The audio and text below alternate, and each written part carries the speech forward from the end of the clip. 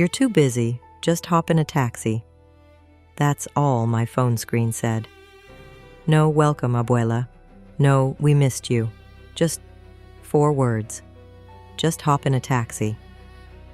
I had been waiting for 3 hours in that crowded arrivals terminal at Miami Airport, suitcase in hand.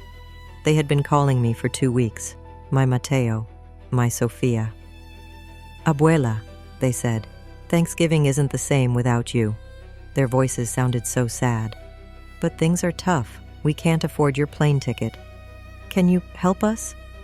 My heart sank. At that moment, I didn't think about money. "Of course, mijo. I'll get the tickets right away, don't worry," I said. They were my dear ones, my grandchildren. But now, sitting on that suitcase with that cold message hitting me in the face, I saw the truth. I realized then that they saw me as a burden. But there was one thing they didn't know. I held a secret key that opened the door to their fake, glittering world. I'm Elena. I'm 54 years old. I spent 30 years of my life in the corridors of one of Miami's most luxurious hotels. I was the head of housekeeping. My job was to see the details that others didn't notice. A tiny stain on a fabric, a piece of furniture moved even a millimeter out of place, the LIE behind a smile. I retired and moved to San Antonio, to that quiet life. But my grandchildren had long forgotten that observant side of me that noticed everything. That was their biggest mistake. The moment I got into that taxi, Miami's humid air mixed with the cold air conditioning and hit my face. The driver had turned on the radio. There was a cheerful salsa rhythm, but inside me, a funeral march was playing. "You're too busy. Hop in the taxi." Those 4 words echoed over and over in my mind. I looked at the phone in my hand. No calls. No, "Did you arrive?" messages. Nothing. The taxi driver looked at me in the rearview mirror. "Are you okay, senora? You look pale." I shook my head. "I'm fine. Just tired." I was tired. That was the summary of my life. Tired. But this wasn't the tiredness of waiting 3 hours at the airport. This was 30 years of tiredness. This was the tiredness of sacrifice, ingrained in my bones, seeping into my soul. When the taxi hit the highway, that sound of acceleration, that rumble of the engine, it took me away, back to years ago. That mechanical tick, tick, tick sound when the meter started running. That sound showing the money flowing away. It reminded me of the day Mateo asked me for that first big sum of money. It was 3 or 4 years ago, before I had moved to San Antonio.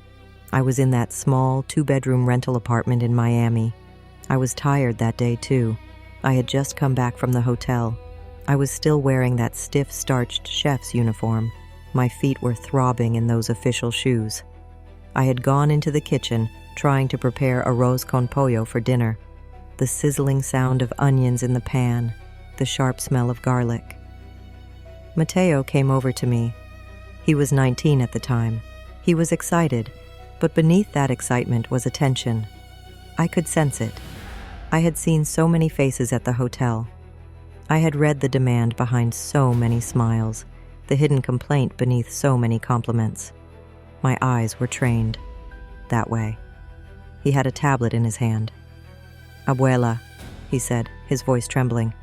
"Look, this is my future." I turned the stove down and turned to him. "What future, mijo? What is it?" He handed me the tablet. On the screen was a silver, slim, shiny laptop. I saw the price tag, $2,800. I swallowed. That money was almost double my salary at the time. "Mateo, that's too expensive. What are you going to do with it?" "Abuela, you don't understand," he said, his voice rising. "The architecture program at school, they're using new software. My old computer can't handle it. It crashes all the time. All my friends, all the successful ones, are using this model. Without it, I can't do it, abuela. I won't succeed." He looked into my eyes. Those brown eyes, those innocent eyes that used to beg to go to the park when he was little. Now they were shining with ambition. "It's not an expense," he whispered, putting his hand on my shoulder. "It's an investment. With this program, I'm going to make such designs. One day I'll buy you that house you dream of. I'll take care of Sofia. I'll get us out of this house. This is for our future, Abuela." At that moment, my fatigue vanished. I no longer smelled the onions. I only heard that word, our future. My job at the hotel. Yes, I was a chef. I was respected. But my real job, my real pride, was these children. Their success was my success. The observer, Elena, inside me said, "This child is telling you a story." I knew the price of that computer was inflated from the hundreds of electronic items we bought for the hotel. I knew something was wrong, but Abuela Elena, she only saw her grandson's pleading eyes. She saw the dream of achieving what she couldn't with her own son, realized in her grandson. I had to find that money. No matter what, I had to give him that future. The next day, I went to the bank. I touched the account with my retirement savings.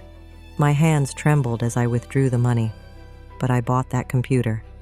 That evening, when I handed Mateo the box, he hugged me so tightly. "You're the best abuela in the world," he said. At that moment, I felt that every penny of those $2,800 was worth it. The taxi stopped at the red light. The meter was still running. Tick, tick, tick. That computer, that investment in the future. Last month, I saw it on Sofia's social media account. That silver, expensive computer. It was at a party on top of a DJ table. Mateo had his headphones on, smiling at the crowd. There was no architecture program. He had long since dropped out of school. My retirement savings, my dreams, were playing music at their parties. That day, they didn't take my future.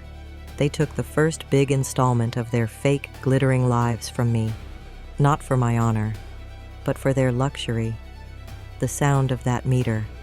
It was like the sound of my broken heart falling to the ground piece by piece. The taxi approached the city center. Tall buildings, luxury store windows. I closed my eyes. My head hurt. The driver asked, "Shall I turn up the air conditioning a little more, señora?" "No, thank you," I said. "It's just, my feet hurt." They were swollen from sitting on the plane for so many hours. My shoes were tight. I knew this pain so well. It was an old friend. It was the pain of double shifts I remembered that summer. It was 5 years ago. Sofia was 15. Mateo was 17. It was Miami's most stifling, sticky summer.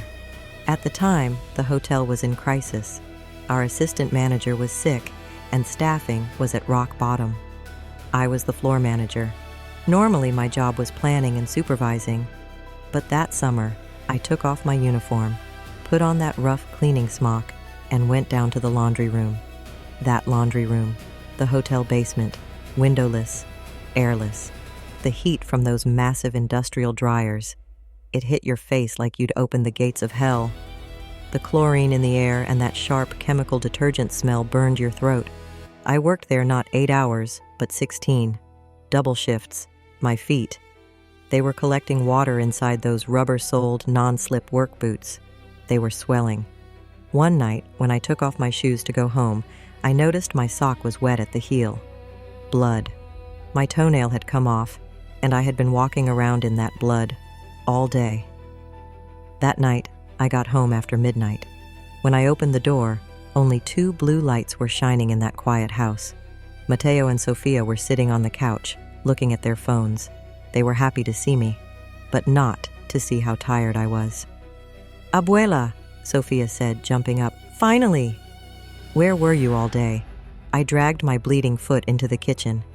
"I was at work, mija. It was very busy." "Look," she said, shoving her phone in my face. "All our friends are going here. Registration closes tomorrow. You have to sign us up. Please, Abuela, please." I looked at the screen. Creative Content Development Workshop. A colorful, flashing ad. Be the star of the future, it said. I read the price. $1,500 per person. I had to sit down. The pain in my foot had shot through to my heart. Kids, I said, my voice strained. $1,500 per person? That's $3,000. I can't do it. We talked about it. There's no money this summer. Sophia's face fell. That beautiful face suddenly became ugly. She started crying. It's always the same. Always no. Why can't we be like everyone else? Don't we have the right to do something? Why are we so poor? That word, poor. That word hurt me more than the pain in my foot. We weren't poor. I was a woman of honor. I was working. I was looking at them. But in that moment, I felt inadequate in their eyes. The hellish heat in that laundry room, the chemical smell, my bleeding feet. It all lost its meaning. I saw their tears. I saw their fear of being less than others. My grandchildren couldn't be less than. They deserved the best. The next morning, before dawn, I was in the hotel manager's office. That double shift, I said. I'll do it for another month. The manager's eyes lit up. For that month, I only went home to shower and sleep for a few hours. It wasn't my feet that were bleeding. It was my soul. But I made the money. The day I signed that $3,000 check and gave it to that workshop, when Sophia and Matteo hugged me, the only thing I felt was pride. I did it, I thought to myself. I made them like the others. The taxi stopped in front of that luxurious new building where my grandchildren lived. The doorman looked at me with my old suitcase. I didn't belong in that shiny lobby, that workshop. Yes, it had taught them things. It had taught them to be a brand, to produce content. But most of all, how to exploit the Abuela brand down to the last penny. After that workshop, everything changed. After that workshop, the needs grew. Abuela, we need to go to that restaurant for content. Abuela, we can't be a brand without these shoes. Those $3,000, that money I paid with my blood, my sweat, taught them not about the future, but how to treat me like the past, how to see me as a resource. Now I'm standing in front of this luxurious building, in front of this building that stands on my bleeding feet, and they didn't even come to pick me up from the airport. I handed the taxi driver his money. I took my suitcase out of the car. It was so heavy. It wasn't just my clothes inside, but all those memories too. I walked through the building's automatic doors, marble floors, huge chandeliers. I walked to the elevator. I pressed the button for the 14th floor. That big full-length mirror inside the elevator. I looked at my tired face. I'm 54 years old, but in that mirror, I saw a 70-year-old woman. I remembered that other elevator in the hotel, the special velvet-covered elevator that went up to the penthouse floor. And I remembered Mrs. Isabella. This was just before my retirement. Mrs. Isabella was a grumpy, cantankerous, incredibly wealthy Spanish woman who had lived alone for 10 years in that huge penthouse apartment on the 25th floor of the hotel. All the staff hated her. She would make the maids cry and yell at the waiters. As the chef, I normally didn't have to deal with her. But one day, another major crisis had erupted. She had fired her new maid. "I only want Elena," she yelled at the front desk. "She knows." That woman knows her job. I had no choice but to go. When I entered the room, a smell hit me. It smelled like old Europe. Heavy velvet curtains, a hint of mothballs, and the scent of expensive, stale roses. Mrs. Isabella looked tiny in that enormous bed. She looked at me and said in a weak voice, "No one knows how to stretch my sheets. You're the only one who knows the soldier's corner. You showed me 30 years ago." I smiled. 30 years, she remembered. That day, I straightened her sheets, and it became a routine. Every day, after my shift ended, at 5 o'clock, instead of going home, I would take the elevator up to the 25th floor. I would sit with her until 7. I made her coffee, sometimes read to her. We just talked. That grumpy woman was gone, replaced by a lonely, frightened woman. But it cost me dearly. It cost my grandchildren dearly. One evening, the phone rang again. It was Mateo. Abuela? Where are you again? Sophia had a show at school. You promised. I lowered my voice. Mrs. Isabella was sleeping in the next room. Mijo, I know. I'm sorry. I had to stay with Mrs. Isabella. She's not well, Mateo yelled. That woman again. You forgot about us. Is making money more important than us, Abuela? It's not about the money, Mateo. The woman is lonely. We're alone too. You're always at that hotel, now it's that woman. You don't love us. He hung up on me. When that phone hung up, that beep sound was like a knife stabbing my heart. Am I doing the wrong thing? I asked myself. She was my life, my blood. I had missed Sophia's performance. Maybe Mateo was right. I was neglecting my family for a grumpy woman I didn't even know. But every week, Mrs. Isabella would hand me an envelope saying, I'm sorry to trouble you. Inside was $500. That $500 was Mateo's new phone. That $500 was Sophia's expensive braces. While I was sitting in that woman's room, I was actually buying my grandchildren's future. I was meeting their needs. That's how I eased my conscience. This is a sacrifice, I told myself. I was giving them back, in money, the hours I stole from them. The elevator reached the 14th floor. The doors opened with that soft ding. Mrs. Isabella passed away 6 months after that conversation, just before I retired. I couldn't believe it when her lawyer called me. Mrs. Isabella, the man said, left you that little studio apartment in the heart of Miami. She had added a note to her will. Elena taught me what a real family means. Not for my money, but for her heart. That apartment was my secret. That apartment was the price I paid for the hours I stole from my grandchildren while they fought over the $500 a week I got from Mrs. Isabella, claiming they needed it. It was mine.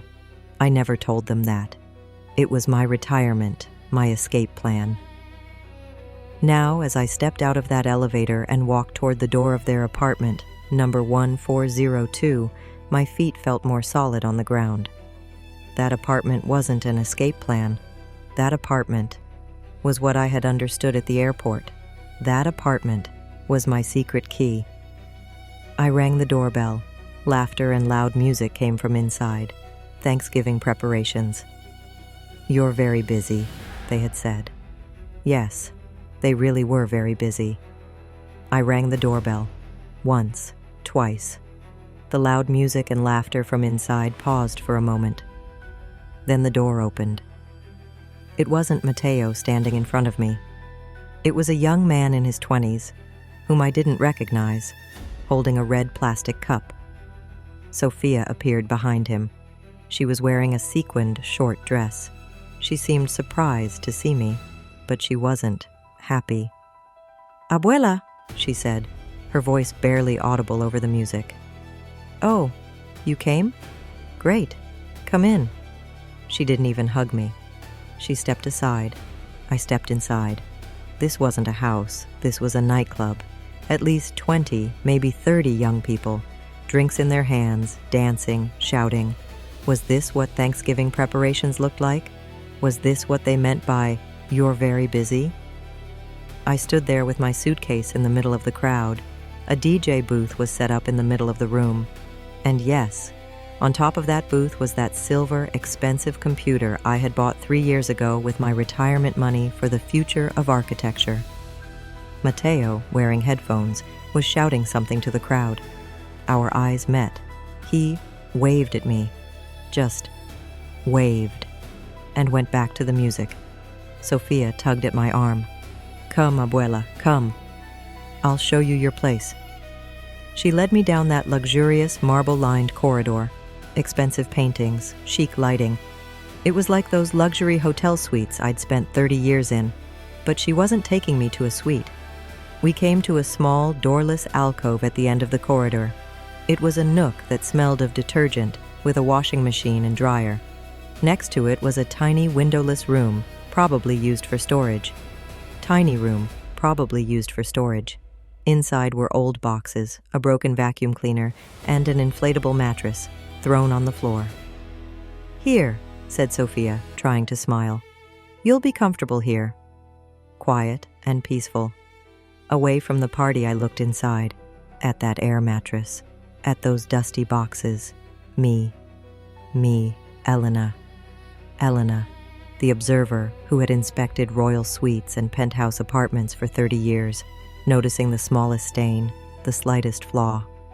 Me, being thrown into a storage room, worse than a maid's room, in my own granddaughter's house. "Thank you, mija," I said. I don't know how my voice came out. "Great," she said, and turned away. "Oh, abuela, also, could you keep the door closed? My friends think this is a storage room. I don't want them coming in and out." She slammed the door in my face. At that moment, in that dusty, stuffy room, I sat down on top of my suitcase. After that bench at the airport, now this suitcase. Hopelessness. No, it wasn't hopelessness. It was invisibility. It was being treated like an object. The muffled music coming from outside, the tick-tick-tick rhythm, sounded like footsteps pressing down on my heart. To them, I didn't exist. I was just an ATM that paid their tickets and occasionally sent money. And now that ATM had been put away in a corner, in a storage room, after its job was done. I didn't sleep that night. The plastic smell of that inflatable mattress mixed with the smell of detergent. The party outside lasted until 4 in the morning. I never left that room. The next morning, Thanksgiving Day, when I left that little room, the scene I saw. It was worse than even the most messy, most disastrous party rooms in the hotel. Broken glasses on the floor, dried food stains on the couches, red wine spilled on the carpet. Everything was sticky. Mateo and Sophia were passed out on the huge couch in the living room, still wearing their party clothes. My observer side, my professional side, kicked in.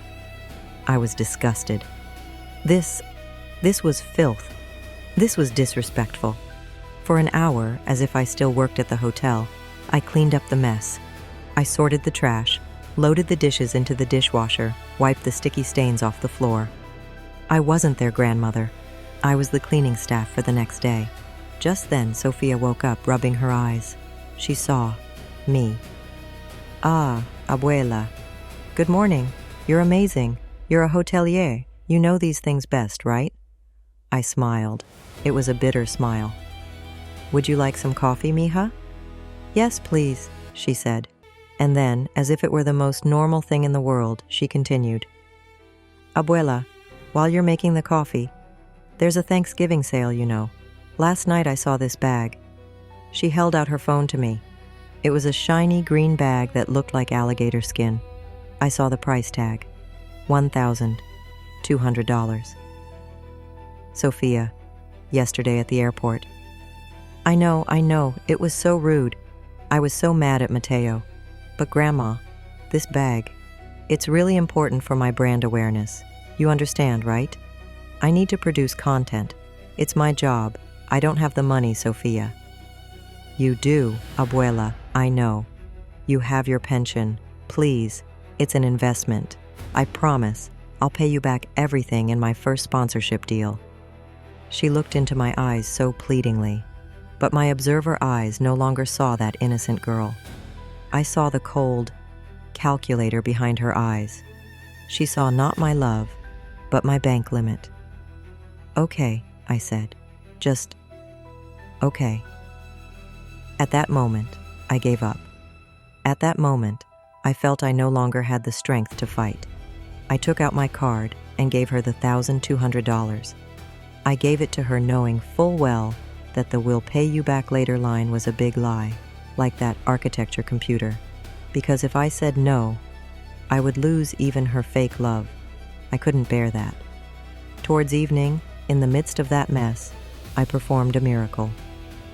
On the way back from the airport, I stopped the taxi at a supermarket and, with my own pension, bought a turkey and whatever else was needed for Thanksgiving before handing over the $1,200.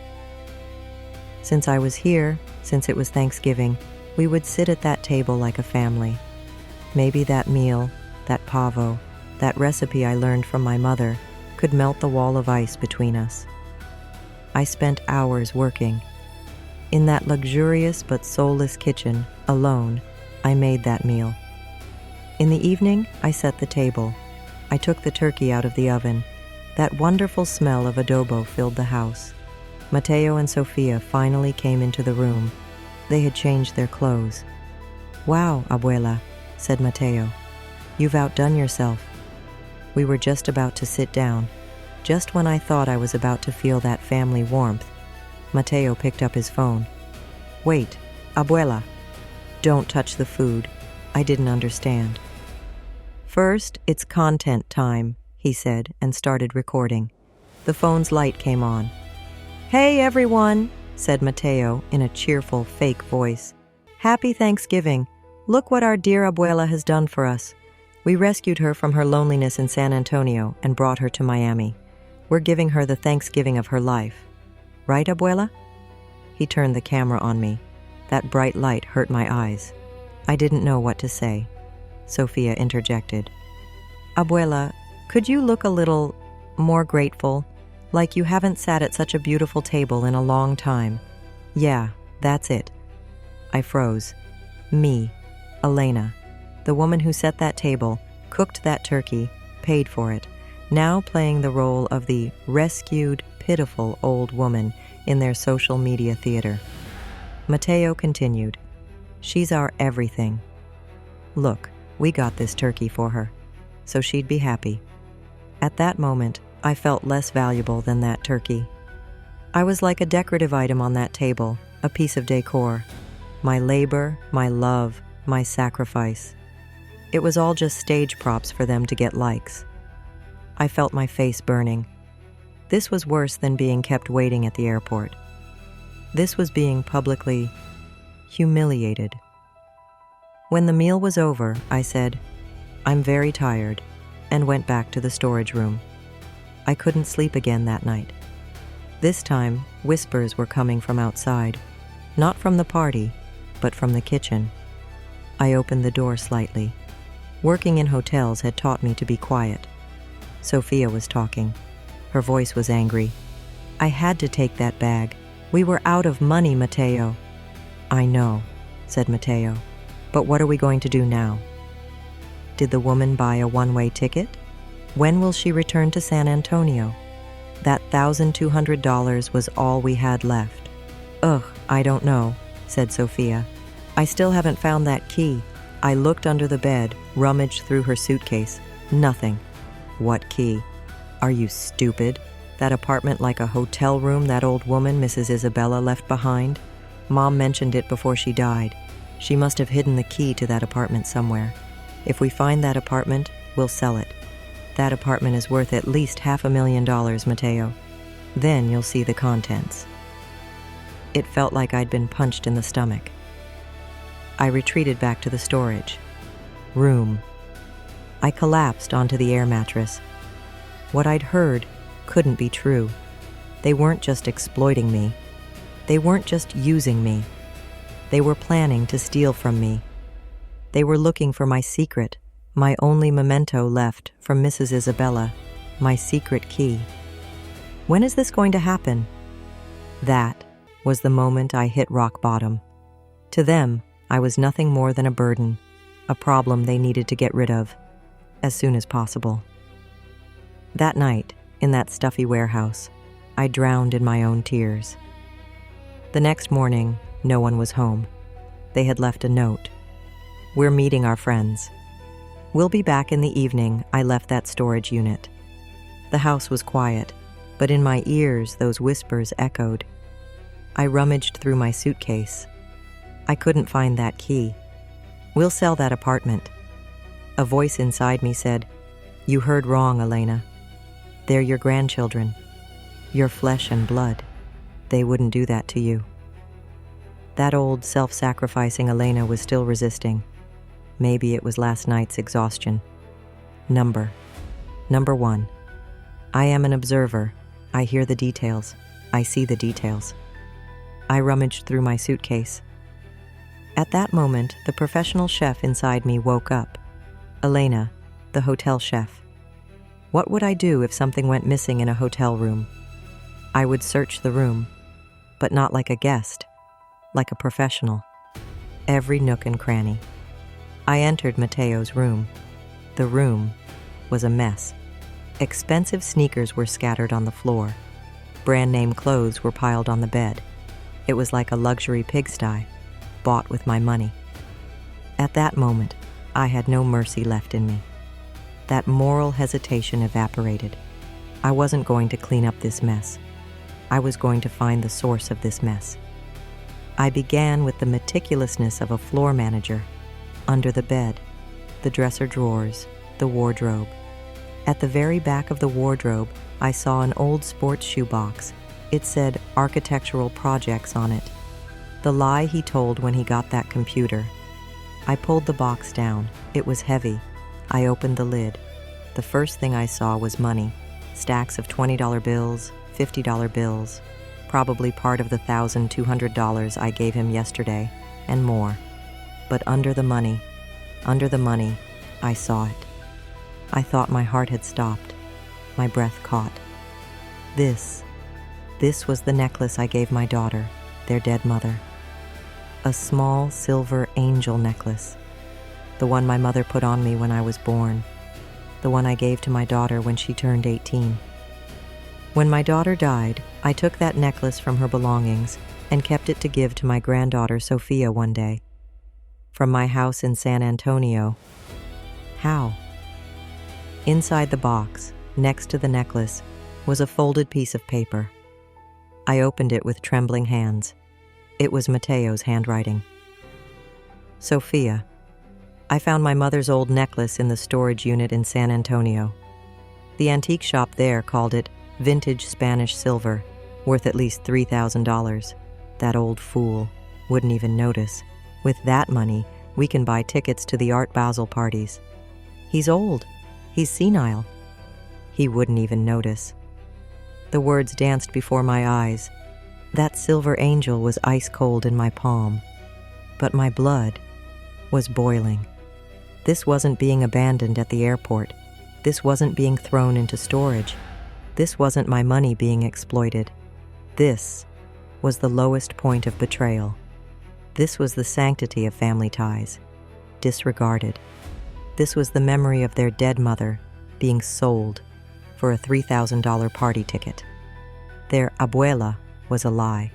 Their "we love you" was a lie. Thanksgiving was a lie. Everything was a lie. In that moment, something died in that room. That selfless, forgiving, my dear, my blood, Abuela Elena, died. I squeezed the cold silver angel in my palm. The pain pierced my hand.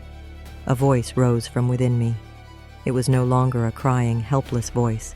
It was cold, sharp, and angry. It was the voice I had used for 30 years when yelling at inexperienced maids. "Old fool, huh?" I whispered to that empty room. "I am Elena," I said. "For 30 years I cleaned up after rich, spoiled brats like you. I know how to remove the most disgusting stains from the most expensive sweets. But the biggest stain, the biggest dirt, was my own blood." I stood up. My shoulders weren't slumped anymore. I stood tall. "You didn't just steal money from me. You didn't just steal a necklace. You stole the memory of my daughter from me. I closed the box. I took the necklace. I didn't touch the money. But I have a secret too. One you don't know. That key you're searching for with such greed but will never find. That key isn't just the key to an apartment. That key is the key that will lock the door to your fake, glittering world." I left the room. I was no longer a victim. In that house, I was a hunter in that house. My plan began at that moment. There was no more abuela. Standing before them was Mrs. Elena. And I would clean this hotel from the ground up. I would show them how a housekeeping manager completely and permanently removes unwanted guests from a room. I left that room, clutching that silver angel in my hand. The house was silent. Only my breathing and the furious pounding of my heart could be heard. I grabbed my suitcase. I gathered my things from that disgusting, airless storage room. I didn't make a sound. 30 years in the business had taught me to be invisible. Like a ghost, I slipped out the door of that house. I pressed the elevator button. When those shiny, cold metal doors opened, I faced my reflection in the mirror again. But this time, there was no tired, slumped-shouldered, rescued, pitiful old woman standing before me. Number. A fire burned in my eyes. My jaw was clenched.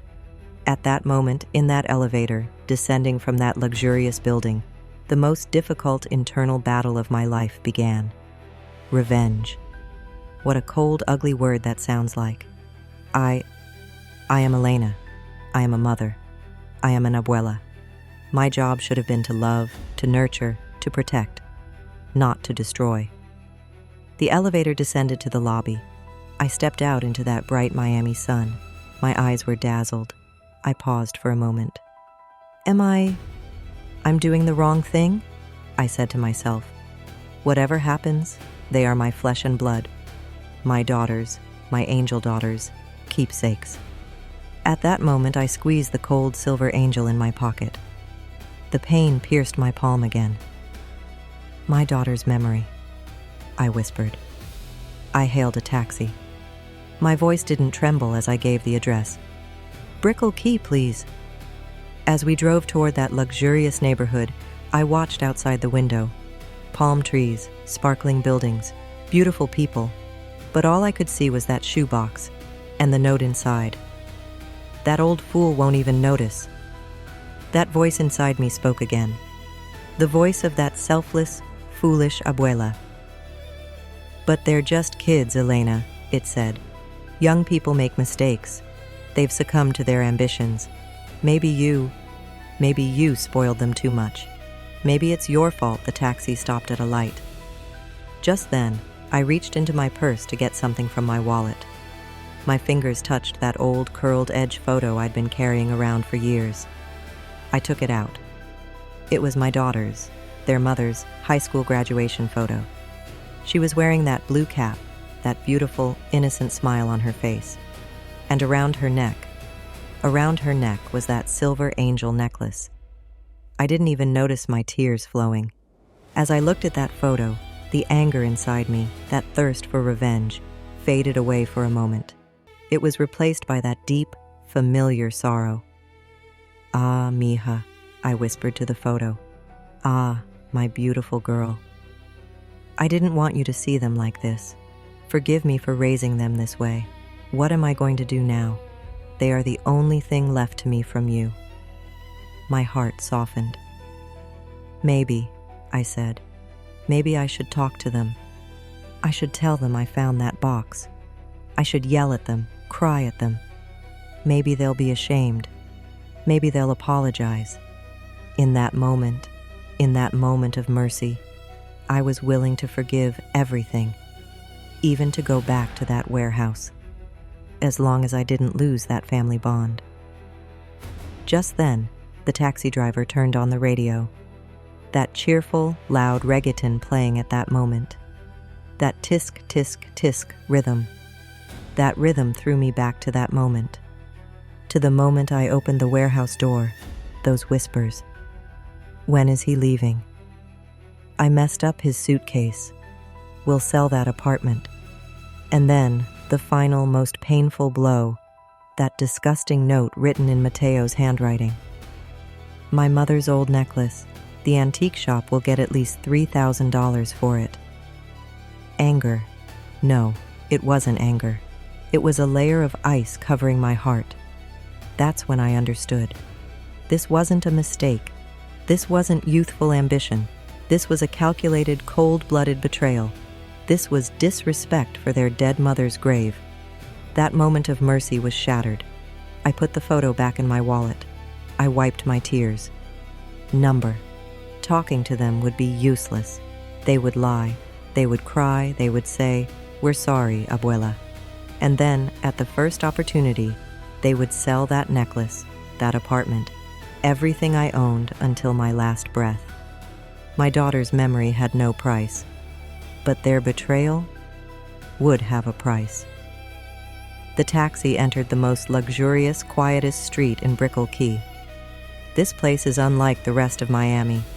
It is quiet, ostentatious. We stopped in front of the building Mrs. Isabella left me. I had rented it out for years. My tenant had just moved out last month. I had never gone inside. I paid the taxi driver. I stood in front of those huge glass doors with my suitcase. The doorman looked at me in my worn-out clothes, with my old suitcase. I didn't belong here, just like at my grandchildren's house. "Who were you looking for, senora?" said the doorman in that polite but distant tone. "I'm Elena," I said.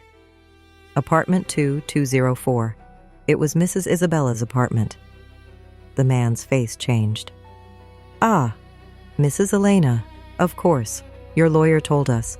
Welcome," I went inside. The lobby was even more opulent than the Mateos, but it was quieter, smelling of an older kind of wealth. I got in the elevator. I went up to the 22nd floor. I put the key in the lock. That secret key. I opened the door. I stepped inside. It was a studio apartment. But what a studio. Glass from floor to ceiling, the entire Biscayne Bay at my feet. The apartment was empty, but sparkling clean. Furnished to Miss Isabella's taste. Heavy, high-quality furniture. At that moment, looking at that view, the fire inside me seemed to flare up again. "This is it," I said. "This is my pen." But then, standing there alone with my suitcase in the middle of that emptiness, the hesitation returned. "Elena, what are you doing?" the voice inside me asked. "This isn't your life. Your life is that little garden in San Antonio, that quiet house. You're not a person of vengeance. What if you cause them permanent harm? What if you fail? You'll be humiliated. You'll lose them. Forever." I thought of Mateo's chubby-cheeked infancy, the moment I first held him in my arms. Those tiny fingers, clutching my fingers so tightly. Sophia's first recital in elementary school. She was playing a tree. She stood motionless on stage and smiled at me. The pride I felt in that moment. "They were your babies," cried the abuela inside me. "They were innocent. Maybe this influencer world, this Miami, this greed for money. Maybe this city poisoned them. Maybe you need to feel sorry for them." Right then, in that empty apartment, my cell phone vibrated. A notification from Sophia's social media account. I gave in to my curiosity. I opened it. The photo that appeared was from last night's Thanksgiving table. There I was, sitting at the head of the turkey, that lost, weary look on my face. And underneath the photo, Sophia's disgusting fake caption. "The most important thing in life is family." Rescuing our poor, lonely abuela from San Antonio and giving her the best Thanksgiving of her life. Priceless.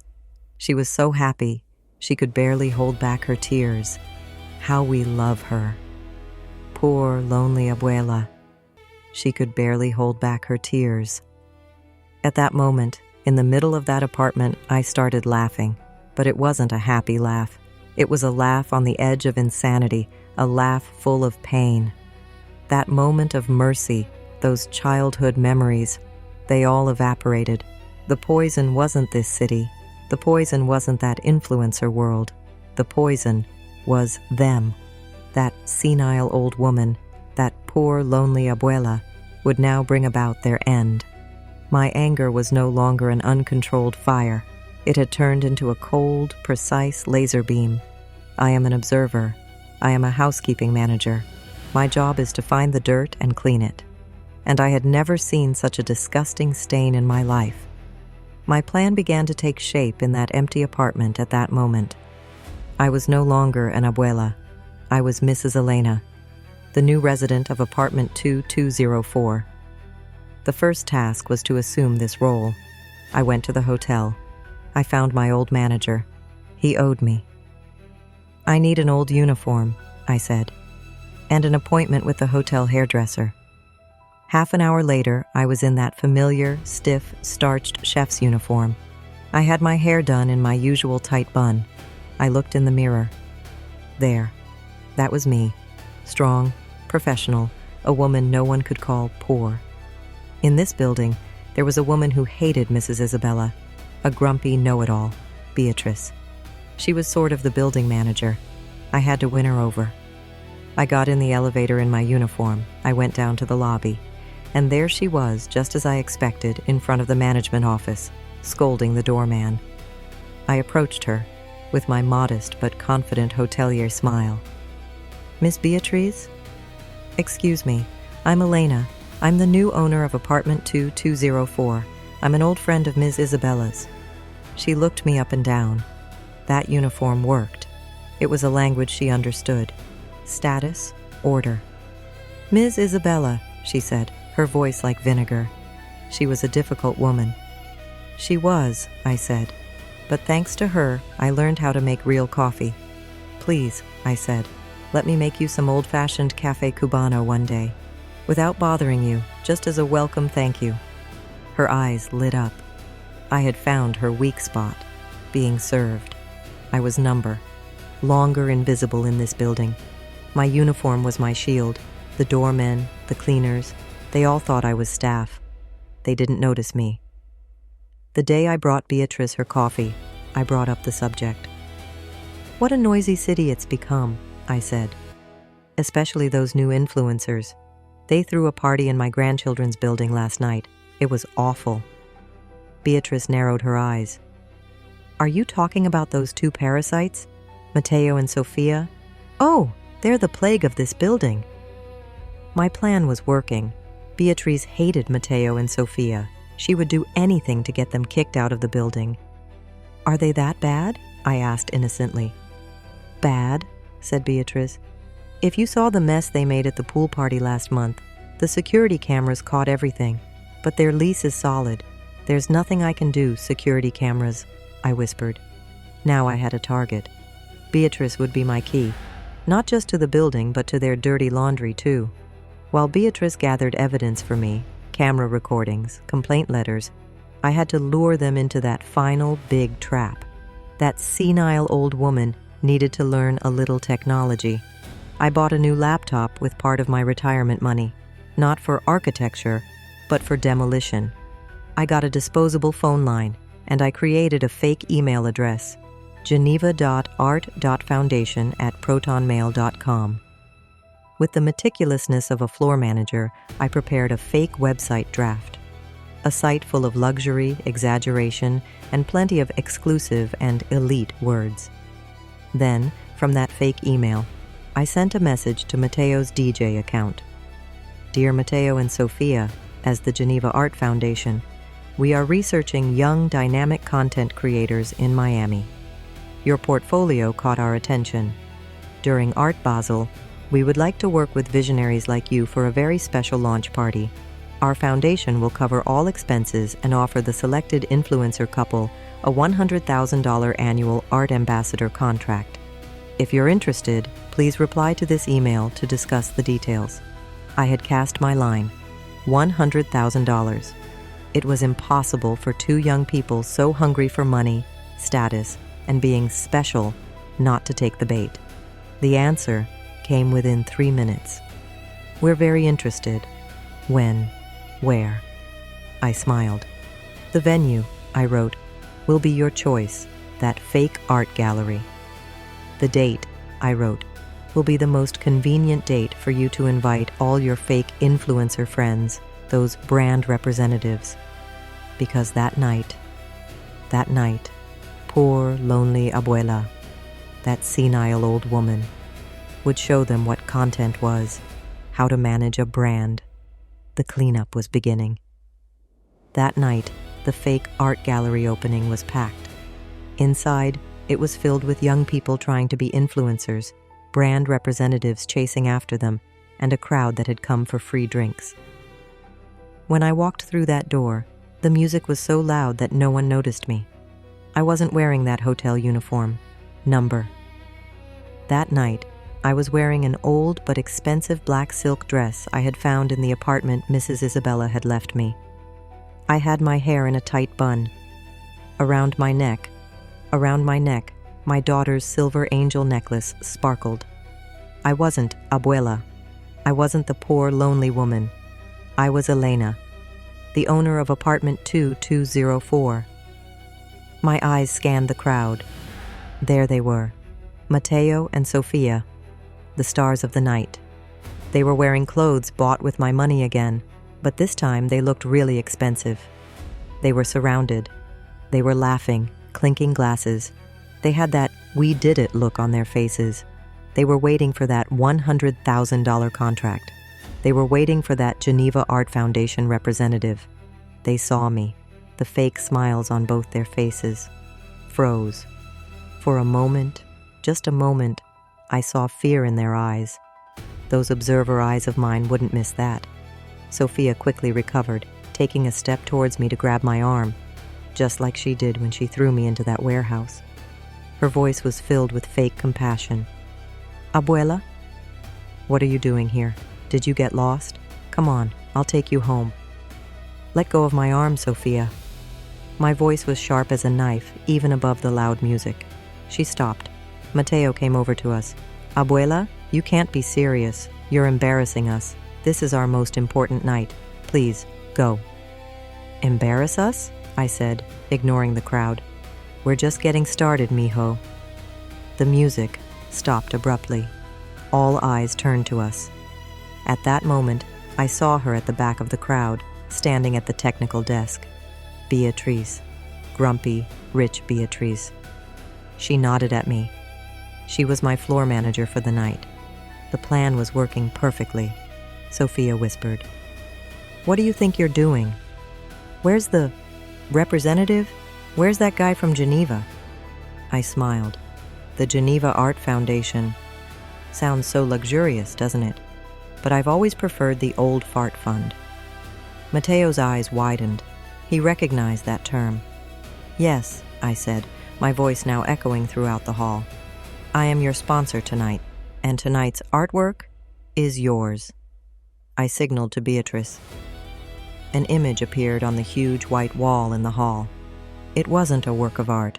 It was the elevator security camera from Mateo and Sophia's luxury building. Date: 2 days ago. In the image, Mateo and Sophia were laughing in the elevator with their influencer friends.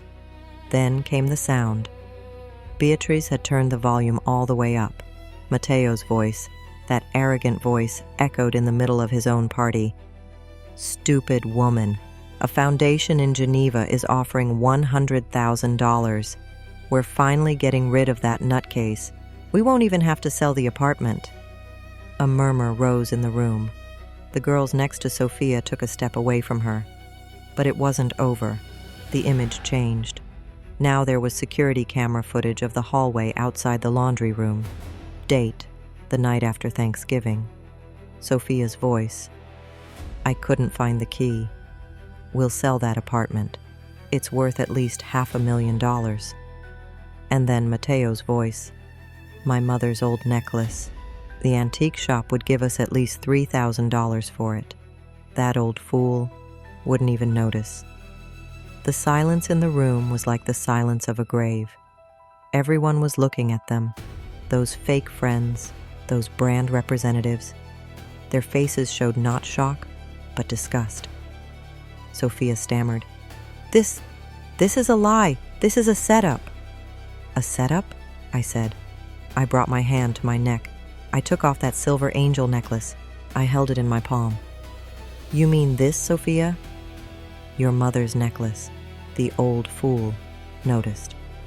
Mateo's face turned white. He started backing away. Just then, a man in a suit standing next to Beatrice stepped forward. He was the owner of the building. Beatrice had personally invited him. The man held out some papers to Matteo. "Mr. Matteo, Ms. Sophia, the disturbance you've caused to the other tenants in our building, the parties, and now this attempted fraud. Your lease is terminated effective immediately. You have 24 hours to vacate my property." I looked at them. Those two poor, cornered children. What did I feel inside? Victory? Number. This was not a victory. This was a cleansing. For 30 years, I had cleaned other people's most disgusting, most sticky stains. This was just the last, most difficult stain. And now, finally, everything was sparkling clean. Honor, like those clean sheets in that hotel room, had been spread out again.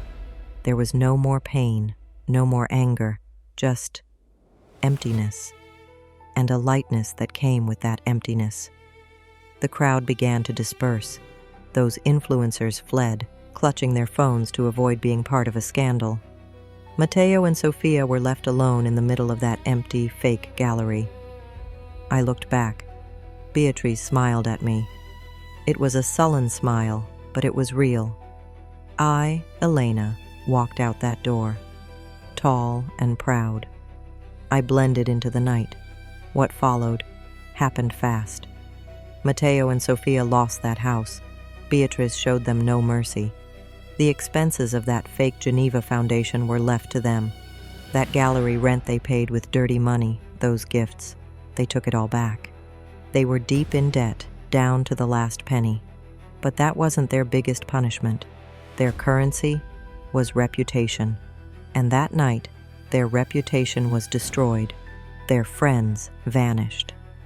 On social media, they were instantly branded as scammer grandchildren. Their fake, glittering world had come crashing down on them. They had no choice but to return to San Antonio, to that life they hated, that poor life they called it. Did they call me? Yes. They cried. They begged.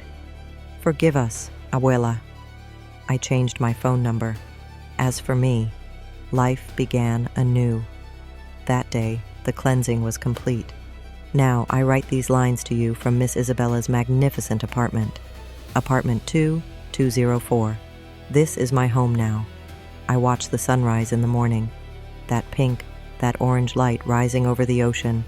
It washes over my soul. I no longer wear a hotel uniform. I no longer clean up after anyone. In my hand is a cup from Mrs. Isabella's set. Inside is the strong, beautifully scented Cafe Cubano I made for myself. That silver angel necklace hangs around my neck.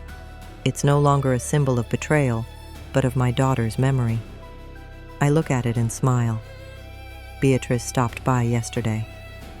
"Elena," she said in that grumpy voice of hers, "a seat has opened up on the building's board of directors. We need someone like you." "An observer?"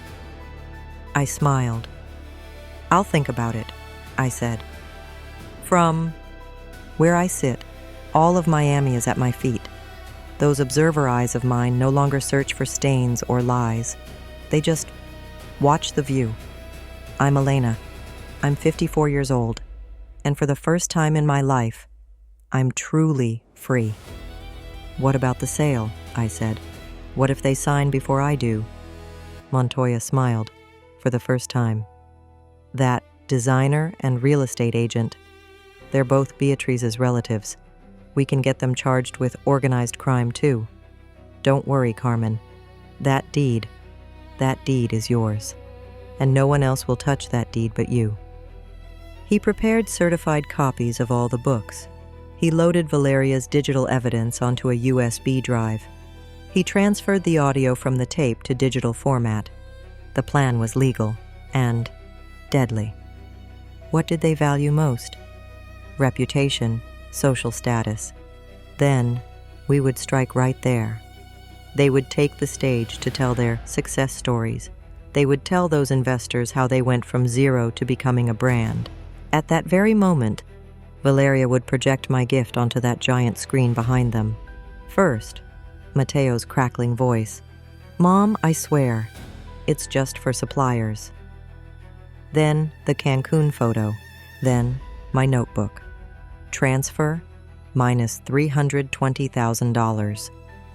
And finally, that real estate listing, the listing for his father's inheritance. "Get ready, Valeria," I said. "We're going to the party." That night, I remember walking to that hotel that night, that luxurious penthouse. Everything was glass. All of Miami sparkled beneath those fake people's feet. The doorman looked at me. I was wearing my old but best dress, black, simple. There were no flower stains on me. My hair was pulled back. The bandage on my arm was pure white, clean. "Name, please?" said the man, sizing me up. "I'm Carmen Rivera," I said. "I'm the special guest of my daughter-in-law, Isabella." The man found my name on the list. He was surprised. He wasn't expecting me. The dusty baker. I went inside. The music. It was so loud it drowned out the sound of my heart. Everywhere, people were holding champagne bought with my money, smiling falsely at each other. The young girls they call influencers were posing for their phones. I saw Valeria. She was at the technical desk. She was dressed as a waitress. She nodded slightly. She was ready. And then, I saw them. The kings and queens of the night. Beatrice was swimming in diamonds. Isabella was wearing a silver dress with her back completely exposed. And Matteo, my son, in that expensive suit. He wasn't my son. He was a puppet they had created. Beatrice saw me. She smiled. That snake smile. She came over to me. "Carmen, querida, so you made it," she said, her voice louder than the music. "I felt sorry for you. I told you not to sit alone in the shop. Come and see real success. Learn how to escape the dusty life." I smiled at her. "As promised, Beatrice," I said. "I brought my gift." Her face changed. At that moment, she was afraid of me. But it was too late. Isabella took the microphone. The music stopped. On the giant screen behind her, it said, "Bella's Bites, Global Success." "Welcome," she chirped. "Tonight, we celebrate the birth of this brand, created from scratch by me and my husband, Matteo." The crowd applauded. Those potential investors, those men in expensive suits, sitting in the front row, were taking notes. "We worked hard," said Matteo. "We left old, outdated ideas behind. We stepped into the digital world." Isabella continued. "Some didn't understand. They called us dusty. But we saw the future. And this investment, this was the result of our family's complete trust in us." At that moment, when I heard the word trust, I looked at Valeria, and I nodded. Now, the Bella's Bites logo on that giant screen suddenly cracked. The image disappeared. Isabella paused. "Ah, a technical glitch, I suppose." And then, the screen came back. But this time, the logo was gone. There was Cancun, my son, my daughter-in-law, my in-laws, by the pool, raising glasses with my money. Below, Isabella's comment, "The life we deserve." A murmur rose from the crowd. "What's this?" said an investor. Isabella's face turned pale. This is a mistake." The screen changed again. On the left, my handwriting, my analog notebook. Enlarged, clear. "Power of attorney transfer, Cancun, minus $320,000. On the right, that real estate listing. "Pasteleria Rivera, for sale." Beatrice jumped up. "Turn it off, turn it off." But it was too late. Everyone had seen it. Isabella shouted into the microphone, trembling. "It's a lie! These are lies! He gave us this money. It was a gift. He trusted us. Right, Matteo?" Matteo was frozen. "He trusted us!" Isabella screamed. I slowly walked forward, through the crowd. "Trust?" I said. My voice echoed in that hall, even without a microphone. A gift, was it? I gave Valeria the final signal. And then there was a crackle from the speakers.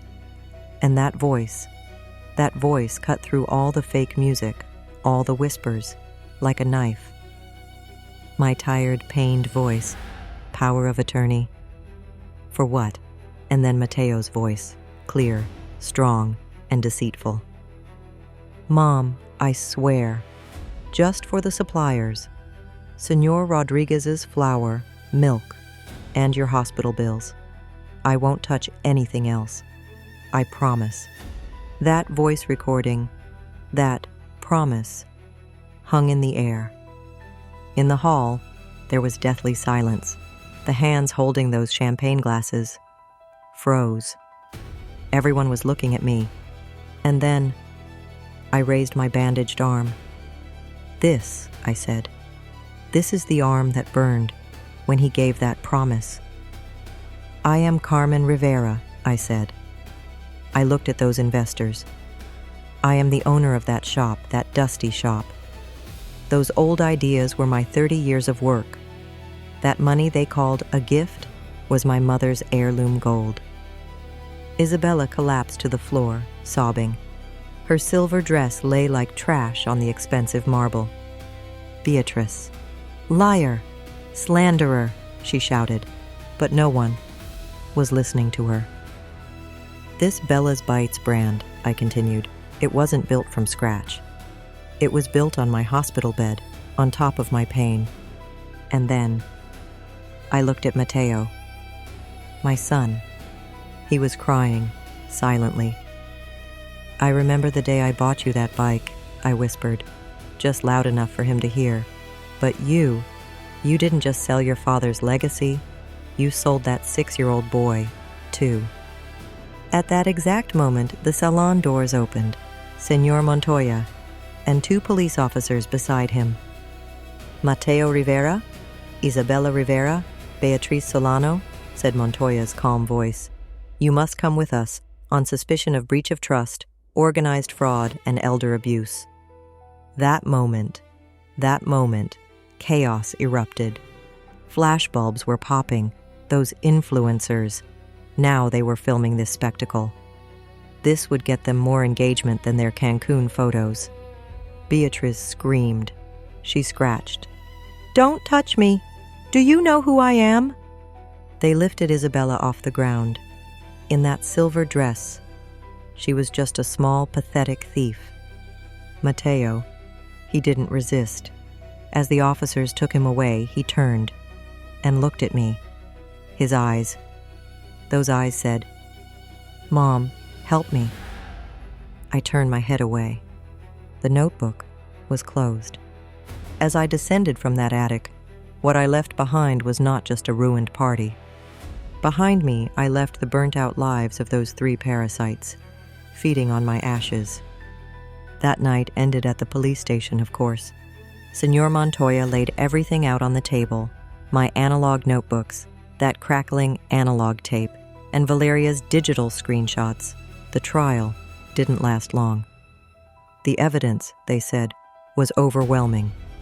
Beatrice, she was the mastermind. She was the organizer. She got the most for organized crime. I don't know, 7 years? 8? She'll lose her bronze for a long time.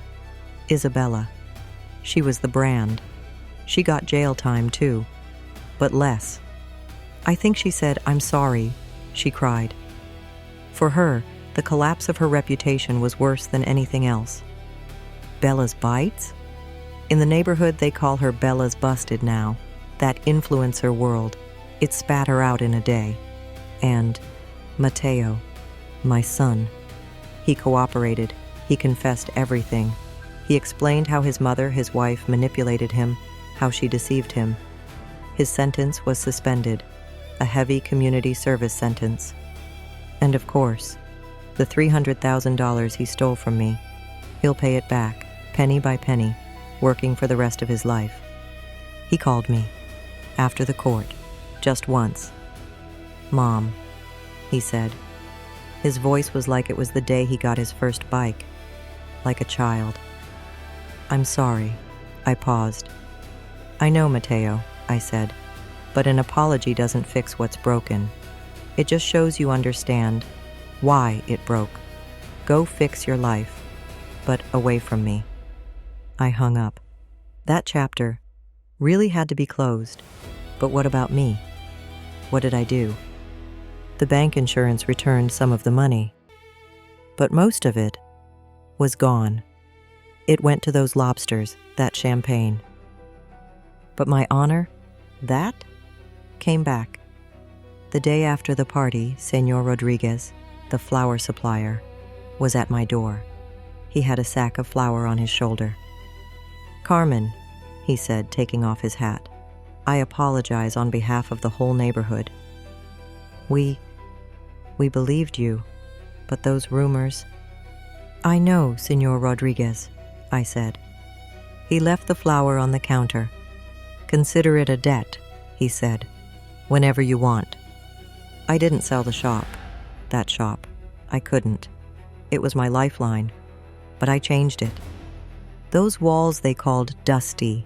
Yes, I painted them, but not with that fake white marble. I painted them that warm yellow my husband and I chose. And that recipe book that was thrown in the trash, the one with my mother's handwriting, I framed it. Now it hangs on the wall right behind the cash register for everyone to see, so they know how deep my roots go. My oven, that oven bought with my mother's gold, it's still burning. My burned arm healed. Yes, there's a scar, a faint scar from my elbow to my wrist. But when I look at that scar, I no longer feel pain. That scar. It doesn't remind me of betrayal. It reminds me of how I survived the fire. Ah, and then there's Valeria. She wasn't my apprentice. She was my eyes. Now she's my partner. I am the analog queen. She is my digital prince. I make cakes and pastries. She puts my art on Instagram. Carmen, she says to me with a smile, your flan recipe, it went viral. I still don't fully understand what that means, but my shop has never been this full. Yesterday we got a new order for a big quinceañera party, 5 tiers, just like Isabella's. And standing at the oven in that heat, kneading the dough, I smiled. The smell was the same, the scent of vanilla and fresh bread. But this time, it wasn't the smell of burning. It was the scent of a new beginning.